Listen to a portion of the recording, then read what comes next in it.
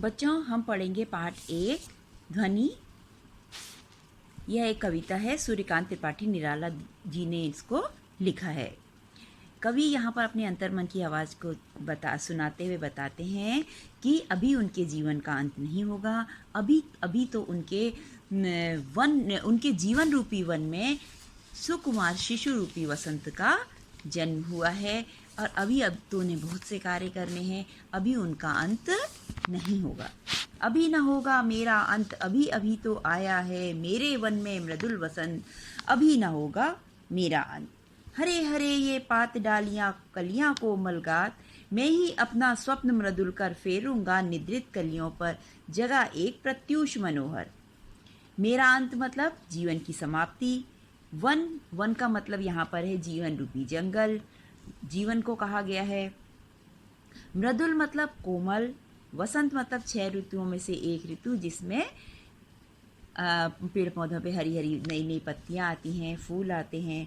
पात मतलब पत्ते, कोमल मतलब मुलायम, गात मतलब शरीर, निद्रित मतलब नींद में डूबी हुई, प्रत्यूष मतलब सुबह प्रातःकाल, मनोहर मतलब मन को हरने वाला अर्थात बहुत सुंदर। तो इसका प्रसंग इस प्रकार होगा कि इस पद्यांश में सूर्यकांत त्रिपाठी निराला जी यह पद्यांश श्री सूर्यकांत त्रिपाठी निराला जी द्वारा रचित ध्वनि पाठ से ये शीर्षक कविता से लिया गया है। कवि ने यहाँ पर बतलाया है कि वे कलियों फूलों के खिलने के माध्यम से अपने जीवन के प्रति वे आस्था को दर्शा रहे हैं और अपने दृढ़ विश्वास को व्यक्त कर रहे हैं। व्याख्या इस प्रकार होगी।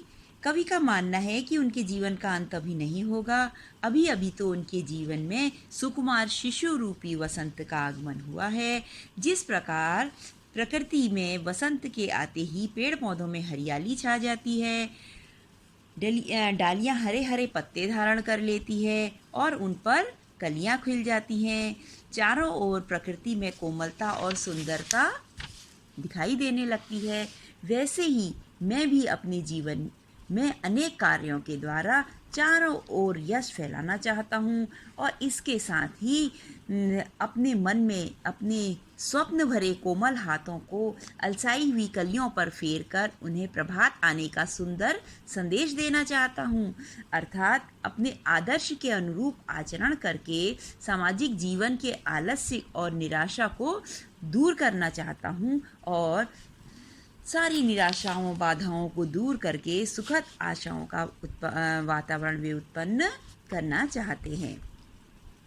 पुष्प पुष्प से तंद्रालस लालसा खींच लूंगा मैं, अपने नवजीवन का अमृत सहर्ष सींच लूंगा मैं, द्वार दिखा दूंगा फिर उनको है वे मेरे जहां अनंत, अभी न होगा मेरा अंत। पुष्प मतलब फूल, तंद्रालस मतलब नींद से बोझिल, लालसा मतलब इच्छा अभिलाषा, नव मतलब नया, सहर्ष मतलब प्रसन्नता से हर्ष के साथ, द्वार मतलब दरवाजा, अनंत मतलब जिसका अंत न हो। तो यहाँ पर कवि अपने हाथों का स्पर्श देकर फूलों में समाये हुए आलस्य, निद्रा, उदासी को समाप्त करके उनको खिला देना चाहते हैं। अर्थात कवि अपने जीवन में अपनी आस्था और दृढ़ विश्वास के बल पर एक नई शक्ति के साथ नए नए रास्तों में आगे बढ़ना चाहते हैं। तो व्याख्या इस प्रकार होगी। यहाँ पर कवि किशोर रूपी फूलों के आँखों में जो आलस्य भर गया है उस आलस्य को हटा करके उनको एक आलस्य रहित जागरूक इंसान बनाना चाहता है। वह अपने नव उत्साह से, वो कहते हैं ना, अपने नव जीवन का अमृत सहर्ष सींच दूंगा मैं, वह अपने नव उत्साह से उन्हें सींच कर हरा भरा करना चाहते हैं। अर्थात कवि प्रकृति के माध्यम से अपने जीवन में नव प्राणों का संचार करके नई शक्ति के साथ नए कार्यों की ओर बढ़कर सफलता प्राप्त करना चाहता है। उनका मानना है कि अभी उनका अंत नहीं होगा क्योंकि उनको अभी जीवन में बहुत से कार्य करने हैं। कभी प्रत्येक किशोर रूपी फूलों के अंदर जो आलस्य समा गया है उस आलस्य को वो खींच लेना चाहते हैं और उनको चिरकाल के लिए, अनंत काल के लिए उनको खिला हुआ देखना चाहते हैं, ताकि वह अनंत काल तक खिलकर अपनी आभा को बिखेरते रहें।